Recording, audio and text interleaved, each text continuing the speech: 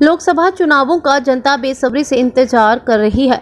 वह बदलाव के लिए मतदान करना चाहती है। ये बात कांग्रेस के शिमला संसदीय क्षेत्र के प्रभारी मुकेश शर्मा ने सोलन में आयोजित पत्रकार वार्ता के दौरान कही। मुकेश शर्मा ने कहा कि कांग्रेस पार्टी एकजुटता से कार्य कर रही है, वह इस बार अवश्य जीतेगी। मुकेश शर्मा ने बताया कि कांग्रेस पार्टी ने अपनी अत्यधिक गारंटियों को पूरा किया है, वह जनता अवश्य अपना सहयोग करेगी। उन्होंने कहा कि मुख्यमंत्री कल बीबीएन क्षेत्र में चुनाव प्रचार करेंगे। हिमाचल प्लस उसले सोलन से जैस्मिन की रिपोर्ट।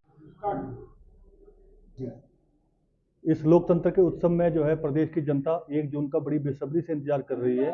और बेसब्री से इसलिए भी इस बार इंतजार कर रही है कि जिस तरह से भारतीय जनता पार्टी ने इस देवभूमि को शर्मसार करने की कोशिश की थी और चुनी हुई कांग्रेस की सरकार, सुख की सरकार, माननीय मुख्यमंत्री ठाकुर सुखविंदर सिंह सुक्खू की जो सरकार बनी थी, वो अंतिम पंक्ति में खड़े व्यक्ति की वो मदद कर रहे थे। ऐसी सरकार को गिराने के लिए जो भारतीय जनता पार्टी ने कोशिश की थी, उसका जवाब देने के लिए इस प्रदेश की जनता 1 जून का वेट कर रही है।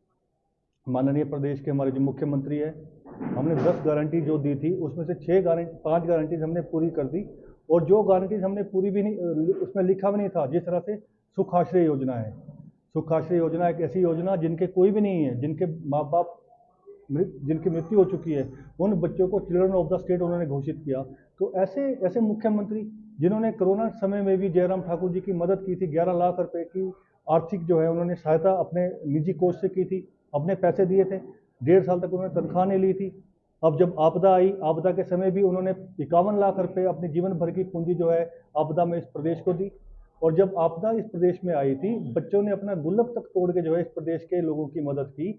उस समय हमारे प्रदेश से जो ये बोलते हैं कि देश की सबसे बड़ी पार्टी है भारतीय जनता पार्टी, उनके राष्ट्रीय अध्यक्ष भी हमारे हिमाचल से ताल्लुक रखते हैं, आदरणीय नड्डा जी। एक केंद्रीय मंत्री है अनुराग जी, और दो इनके और सांसद हैं। उन्होंने इस प्रदेश को आपदा के समय पे किस तरह की राहत दी है, उसे भी जो है सार्वजनिक करें। जब हमारे मुख्यमंत्री बार बार दिल्ली गए, 12,000 करोड़ का नुकसान हमारे प्रदेश में हुआ था, केंद्र सरकार ने इसे राष्ट्रीय आपदा घोषित नहीं किया। तो इसको लेकर जो है देश की, हमारे प्रदेश की जनता बड़ी जो है दुखी है। और वो इस बार इन चुनाव में, एक तो उन्होंने 6 उपचुनाव बड़ी ज़बरदस्ती हमारे ऊपर थोपे हैं, जिसकी जरूरत नहीं थी। कांग्रेस के हाथ पे वो जीत कर आए थे चुनाव पर, दोबारा जो है वो खरीद फरोख्त में शामिल हुए या जो भी उनका कांड रहा होगा। आज 6 उपचुनाव हो रहे हैं। लोकसभा चुनाव तो खैर ड्यू थे ही थे, और ये लोकसभा चुनाव इस बार आम चुनाव नहीं है, ये खास चुनाव है। खास चुनाव ये इसलिए है कि अगर लोकतंत्र को बचाना है, इस प्रजातंत्र को बचाना है, संविधान को बचाना है, तो 10 साल से जो केंद्र में हमारी सरकार है, उसे सत्ता से बाहर करना हमारे प्रदेश के, हमारे देश के सभी नागरिकों का फर्ज बनता है। मैं बताना चाहूँगा कि जब 2014 में माननीय मोदी जी की सरकार आई थी, तो वो बेरोजगारी और महंगाई के ऊपर आई थी। महंगाई आज आप देख लीजिए, महंगाई जो है अपने उच्चतम सीमा पर आज की तारीख में है। बेरोजगारी आज की तारीख में है, हमारी जो बेरोजगारी है वो 8% के करीब करीब है। और जो हमारे ग्रेजुएट्स हैं, उनमें बेरोजगारी की जो दर है वो 40% से भी अधिक है। तो हमारे देश में महंगाई ना कम हुई, ना बेरोजगारी कम हुई। और जो इन्होंने स्कीम्स लाई हैं हमारे देश में, जब हमारी सरकार थी 2004 से 2014 के बीच में, उस टाइम पे अंतर्राष्ट्रीय वित्तीय संकट भी आया था, अंतर्राष्ट्रीय आर्थिक अपना इकोनॉमिक संकट भी आया था। उस टाइम माननीय मनमोहन सिंह जी की सरकार की जो मनरेगा जैसी स्कीम थी, राइट टू फूड हमारी जो स्कीम थी, उसके तहत हमारे देश के लोग जो है जी पाए थे। हमारी गवर्नमेंट की जो स्कीम्स रहती है, हमारी जो गवर्नमेंट का काम रहता है, हम हमेशा जो चुनाव लड़ते हैं, हम वो डेवलपमेंट पे लड़ते हैं। भारतीय जनता पार्टी जो है वो नारों पे, नरेटिव्स पे चुनाव लड़ती है, और जिसका जवाब प्रदेश की जनता भी देगी और देश की जनता भी देगी। आप खुद बता दीजिए कि आपने इतना बड़ा, मैं आरोप लगाता हूँ कि 2014 में इस देश पे 1947 से लेकर 2014 तक 55 लाख करोड़ का कर्जा था। आपने 113 लाख करोड़ का कर्जा मात्र 10 सालों में लिया, और आज हमारे देश पे सिर्फ, मैं केंद्र की बात कर रहा हूँ, 168 लाख करोड़ का कर्जा है। तो वो कर्जा आपने कहाँ लगाया है?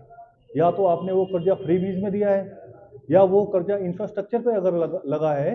अगर इंफ्रास्ट्रक्चर पे वो लगता तो हमारे देश में जो है बेरोजगारी दर ये ना होती, है ना, वो जो है वो बढ़ती।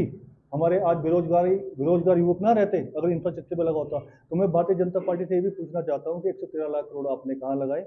फिर आप पार्टी विद द डिफरेंस की बात करते हैं, आपने इलेक्टोरल बॉन्ड जैसी स्कीम लगाई, और 2017 में ही आपने फाइनेंस एक्ट में बदलाव किए।